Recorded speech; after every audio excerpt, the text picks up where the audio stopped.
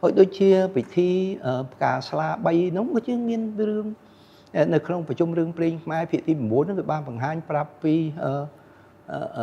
បរិះ4នាក់ដែលទៅរៀនសិលសាស្ត្រជាមួយមហាឫសីនៅព្រៃនោះអ្នកភ្នំនោះហើយដល់ចេះសិលសាស្ត្រគ្រប់គ្រាន់អស់ហើយក៏សុំថ្វាយអង្គមលាលោកគ្រូហ្នឹងមកត្រឡប់មកនគររៀងខ្លួនវិញប៉ុន្តែពេលដើរមកដល់មាត់សមុទ្រនេះបរិះម្នាក់ដែលរៀនវិជ្ជាខាងធ្វើហោរាសាស្ត្រហ្នឹងក៏សាកល្បងទូទាយមើលតើខ្លួនរៀនហ្នឹងវាឆាប់ឆាប់ទេ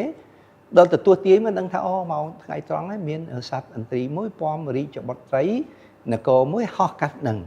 ដល់អញ្ចឹងអ្នកបាញ់ព្រួញថាបើវាត្រឹមត្រូវតាមឆុតបើឯងមែនទុកភារកិច្ចលើអញព្រោះអញរៀនខាងបាញ់ព្រួញដល់វេលាកំណត់ហ្នឹងឃើញឥន្ទ្រីហោះមកមែនអញ្ចឹងបរិះហ្នឹងក៏បាញ់ព្រួញត្រូវឥន្ទ្រីហ្នឹងឥន្ទ្រីវាស្លាប់នៃរាជបុត្រីក៏ធ្លាក់ទៅក្នុងមហាសមុទ្រហ្នឹងហើយមានបរិះម្នាក់ទៀតដែលរៀនខាងមុជទឹកបរិះក៏មុជទឹកទៅកណ្ដាលសាគរហ្នឹងទៅស្រង់នាងទេពធីតាចេញវិញពនាងមកវិញដល់បរិះពនាងសោយទីបង្គត់ទៅហើយបរិះចុងក្រោយគេហ្នឹងគឺរៀនវិជ្ជាខាងប្រោះសូត្រមុនអាគមគាថាប្រោះនាងឲ្យមានជីវិតឡើងវិញដល់តែអ្នកទាំង4ហ្នឹងឃើញជាបុត្រីហ្នឹងស្អាតនរណាក៏ចង់បានធ្វើជាប្រពន្ធហើយសិតតែមានគុណចំពោះនាងដូចគ្នា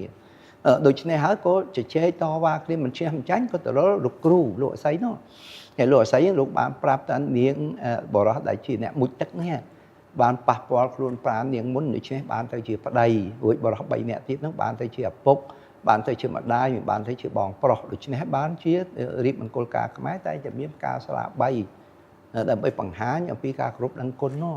ឃើញទេមួយតំណាងឲ្យឪពុកមួយតំណាងម្ដាយមួយតំណាងឲ្យបងប្រុសដែលជួយថែរក្សាប្អូនស្រីនោះ